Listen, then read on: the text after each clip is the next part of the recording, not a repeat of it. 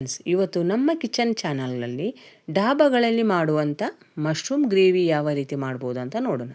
ಒಂದು ಪಾತ್ರೆಯನ್ನು ಗ್ಯಾಸಿನ ಮೇಲೆ ಇಟ್ಟು ಅದಕ್ಕೆ 2 ಚಮಚ ಎಣ್ಣೆ ಹಾಕ್ಕೊಂಡಿದ್ದೇನೆ. ಅದಕ್ಕೆ ಒಂದು ದೊಡ್ಡದಾಗಿರುವಂಥ ಈರುಳ್ಳಿನ ಕಟ್ ಮಾಡಿ ಹಾಕ್ಕೊತಿದ್ದೇನೆ.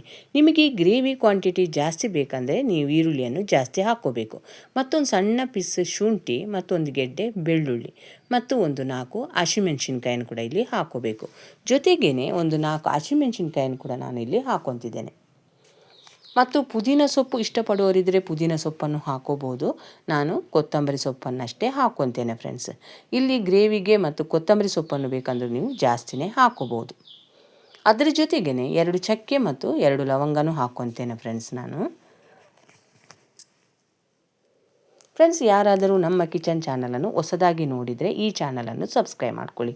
ಬೆಲ್ಲೈಕನ್ ಆಲ್ ಸೆಟ್ ಮಾಡಿದರೆ ನಾನು ಮಾಡೋ ವಿಡಿಯೋ ನಿಮಗೆ ನೋಟಿಫಿಕೇಷನಲ್ಲಿ ಬಂದುಬಿಡುತ್ತೆ. ಭಾಳ ಹೊತ್ತೇನು ಫ್ರೈ ಮಾಡಬೇಕಂತ ಇಲ್ಲ ಫ್ರೆಂಡ್ಸ್. ಈರುಳ್ಳಿಯ ಹಸಿ ವಾಸನೆ ಹೋದರೆ ಸಾಕು. ಈ ಗ್ರೇವಿ ಸಾಮಾನ್ಯವಾಗಿ ಚಪಾತಿಗೆ, ಪರೋಟಕ್ಕಂತೂ ಬೆಸ್ಟ್ ಕಾಂಬಿನೇಷನ್ ಫ್ರೆಂಡ್ಸ್. ಈಗ ಇಲ್ಲಿ ನಾನು ಇದನ್ನು ತಣ್ಣಗಾಗೋದಕ್ಕೆ ಬಿಡ್ತಿದ್ದೇನೆ ಫ್ರೆಂಡ್ಸ್. ಇಲ್ಲಿ ಒಂದು ಪಾತ್ರೆಯಲ್ಲಿ ಬಿಸಿ ನೀರು ರೆಡಿ ಮಾಡಿದ್ದೇನೆ. ಅದಕ್ಕೆ ಚಿಟಿಕೆ ಅರಿಶಿನ ಮತ್ತೊಂದು ಸ್ವಲ್ಪ ಉಪ್ಪು ಹಾಕ್ಕೊಂಡು ಮಶ್ರೂಮನ್ನು ಚೆನ್ನಾಗಿ ಕ್ಲೀನ್ ಮಾಡಿ ಈ ಬಿಸಿ ನೀರಲ್ಲಿ 5 ನಿಮಿಷ ಹಾಕಿ ಬಿಡಬೇಕು ಫ್ರೆಂಡ್ಸ್. ಇದನ್ನೊಂದು 5 ನಿಮಿಷ ಆದಮೇಲೆ ತೆಗೆಯೋಣ. ಅಷ್ಟೊತ್ತಿಗೆ ಅದಕ್ಕೆ ಬೇಕಾಗಿರುವಂಥ ಒಂದು ಗ್ರೇವಿ ರೆಡಿ ಮಾಡ್ಕೋಬೇಕು. ಇಲ್ಲಿ 2 ಚಮಚ ಎಣ್ಣೆನ ಒಂದು ಬಾಣಲೆಗೆ ಹಾಕ್ಕೊಂಡಿದ್ದೇನೆ. ಅದಕ್ಕೆ ಅರ್ಧ ಚಮಚ ಜೀರಿಗೆ, ಅರ್ಧ ಚಮಚ ಬಡೆಸೊಪ್ಪು, ಜೊತೆಗೆ 1 ಈರುಳ್ಳಿಯನ್ನು ಕೂಡ ಇಲ್ಲಿ ಹಾಕ್ಕೋಬೇಕು.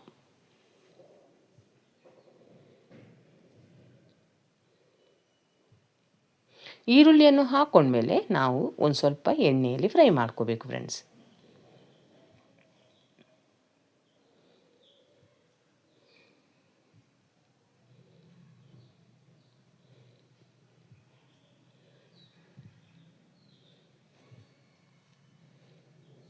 ಈರುಳ್ಳಿ ಒಂದು ಸ್ವಲ್ಪ ಎಣ್ಣೆಯಲ್ಲಿ ಫ್ರೈ ಆದಮೇಲೆ ನಾವು ರುಬ್ಬಿರುವಂಥ ಮಸಾಲವನ್ನು ಇದಕ್ಕೆ ಹಾಕ್ಕೊತಿದ್ದೇನೆ.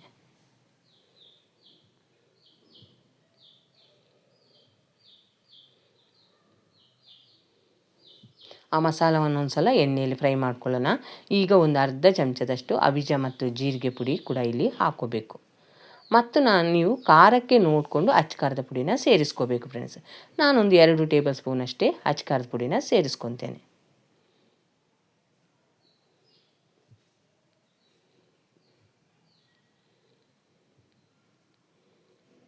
ಮತ್ತೊಂದು ಸ್ವಲ್ಪ ಉಪ್ಪು, ಮತ್ತೊಂದು 1/4 ಕಪ್ ಮೊಸರನ್ನು ಕೂಡ ಈಗ ನಾವು ಇಲ್ಲಿ ಸೇರಿಸ್ಕೊಳ್ಳೋಣ. ಉಪ್ಪು ಕಡಿಮೆ ಆದರೆ ಆಮೇಲೆ ಬೇಕಂದರೆ ಸೇರಿಸ್ಕೋಬೋದು ಫ್ರೆಂಡ್ಸ್. ಉಪ್ಪನ್ನು ಮಾತ್ರ ಸೇರಿಸುವಾಗ ಕಡಿಮೆನೇ ಸೇರಿಸ್ಕೊರಿ. ಈಗ ಮೊಸರನ್ನು ಸೇರಿಸ್ಕೊಂಡ್ಮೇಲೆ ಒಂದು ಸಲ ಚೆನ್ನಾಗಿ ಇದನ್ನು ಮಿಕ್ಸ್ ಮಾಡ್ಕೋಬೇಕು ಫ್ರೆಂಡ್ಸ್.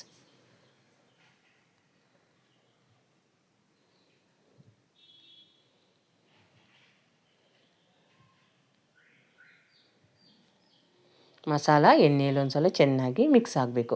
ಈ ಮೊಸರನ್ನು ನಾವು ಸೇರಿಸುವುದರಿಂದ ಗ್ರೇವಿ ಟೆಕ್ಸ್ಚರ್ ತುಂಬ ಚೆನ್ನಾಗಿರುತ್ತೆ ಫ್ರೆಂಡ್ಸ್. ಅದಕ್ಕೋಸ್ಕರ ಮೊಸರನ್ನು ಸೇರಿಸ್ಕೊತಿದ್ದೇನೆ.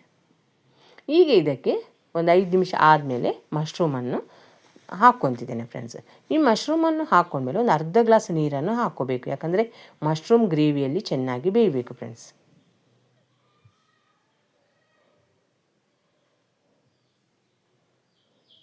ಈಗ ಇದನ್ನೆಲ್ಲ ಒಂದು ಸಲ ಚೆನ್ನಾಗಿ ನೀರು ಹಾಕಿ ಮಿಕ್ಸ್ ಮಾಡಿದ ಮೇಲೆ ಒಂದು 5 ನಿಮಿಷ ಇದನ್ನು ಗ್ಯಾಸನ್ನು ಸಣ್ಣ ಉರಿಯಲ್ಲಿಟ್ಟು ಮುಚ್ಚಳ ಮುಚ್ಚಿ ಬೇಯಿಸ್ಕೊಳ್ಳೋಣ ಫ್ರೆಂಡ್ಸ್.